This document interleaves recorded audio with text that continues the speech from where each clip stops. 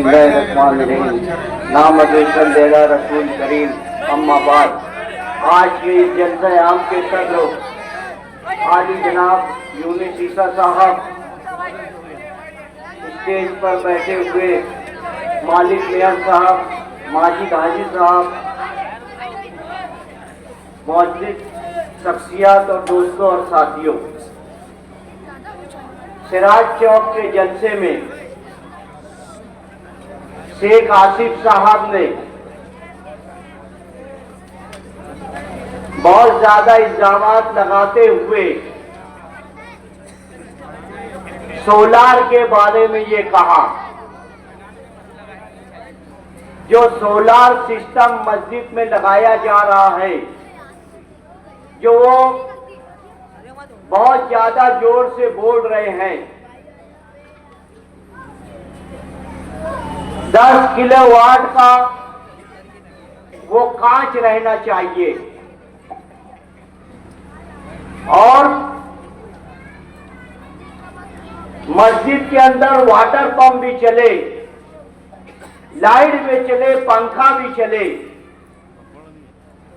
ये सबकी कैपेसिटी होना चाहिए। मैं जब ये कहा सलाम चाचा रोड पर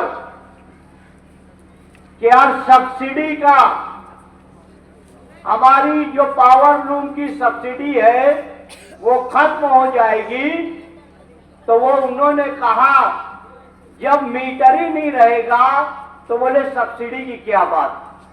ये देखो वो चौथी नापास है, आप समझो। उसको ये मालूम ही नहीं है जब सोलार लगाया जाता है तो पावर कंपनी 1 मीटर ला के लगाती है।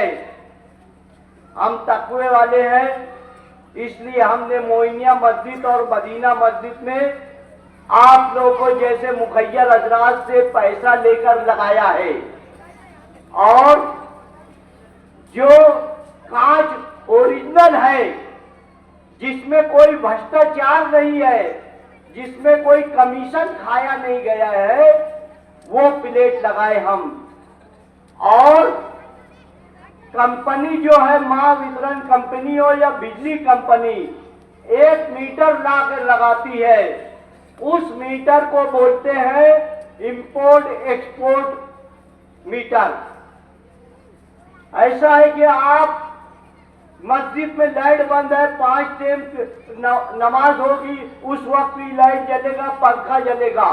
अगर हमारा इस्तेमाल हुआ 10 यूनिट दिन भर में और उस पर जो तैयार हुई बिजली वो 12 यूनिट तैयार कर दी, तो तुमको 2 यूनिट का पैसा कंपनी देगी, महावितरण कंपनी देगी। इसको बोलते हैं इंपोर्ट एक्सपोर्ट मीटर। अगर खुदा न खास्ता आप 8 यूनिट आपका इस्तेमाल हुआ और रात को आप 12 यूनिट इस्तेमाल कर लिए, तो सिर्फ आपको 4 यूनिट का पैसा लगेगा। जो मीटर ही रहेगा, बदली आ गई, रात हो गई, तो रात की पावर हम महावितरण कंपनी से लेंगे।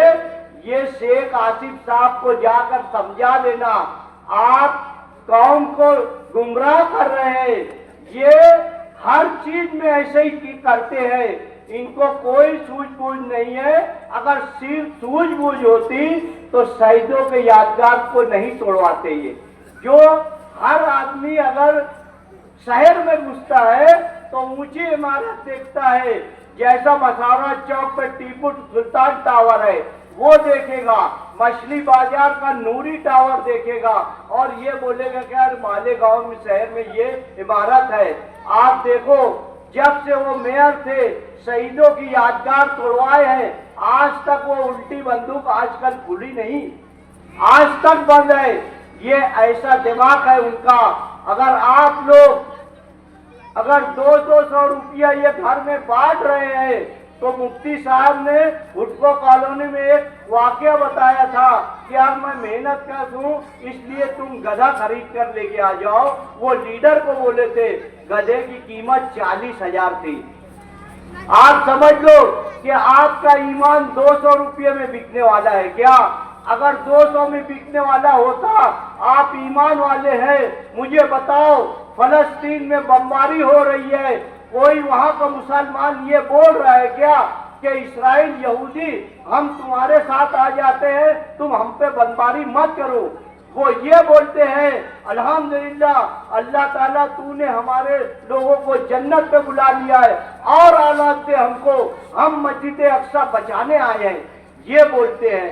आज हम इस शहर को नशे के सौदागरों से बचाने आए हैं, इस शहर से बुराई खत्म करने आए हैं।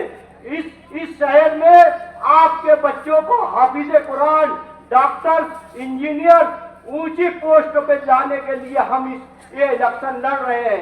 हमको कोई जरूरत नहीं है, हमारा कारोबार है, हलाल रोजी है, हम सब कुछ कर सकते, मैं घर में बैठ के खाना खा सकता हूँ, मगर मुझको और मुफ्ती साहब के लोगों को कौम की फिक्र है। आज हम एक जर्रा बराबर भी आपके लिए अच्छा काम कर देंगे, वही हजर में अल्लाह ताला हमको गुनाहों से माफ करेगा। ये हमारी सोच है। हमारी सोच ये नहीं है कि आप लोग को रुपये से खरीद लिया जाए और गलत काम किया जाए। जो लोग आपको पैसा बांट रहे हैं, ये जैसे गिट्टी मशीन पर पावर चोरी करके आपको पैसा दे रहे हैं, जो नशे का कारोबार करके शेख आसिफ को फंड दे रहे हैं, यही लोग आपके बच्चों को नशा करवाएंगे, आपकी कौम को बर्बाद करेंगे।